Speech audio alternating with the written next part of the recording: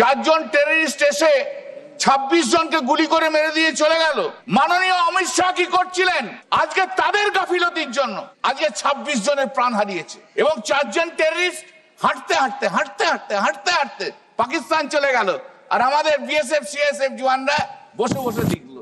এত অপদার্থ home ministry কখনো বোধহয় কখনো কেউ দেখেনি। এই দায়ী দায়িত্ব নিতে হবে প্রধানমন্ত্রীকে, এই দায়ী দায়িত্ব নিতে হবে হোম মিনিস্টারকে।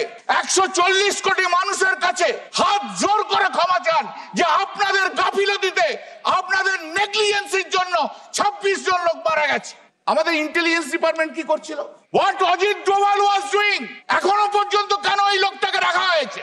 আপনি মাননীয় প্রধানমন্ত্রী, আপনি হাউসে বলেছিলেন 2014 সাল থেকে শুনে আসছি যে আপনি পাহারাদার। আপনি এমনই একটি পাহারাদার যে 4 জন টেররিস্ট ঢুকলো, গুলি করে মেরে দিয়ে 26 জনকে মেরে দিয়ে চলে গেল, টাক টাক টাক টাক করে বাইরে বেরিয়ে চলে গেল। বাহ, কি পাহারাদার! আমার আর পাহারা দেবেন না, দয়া করে আপনাকে বলছি। আপনি জানেন এবার পাহারা দেওয়ার দরকার নেই।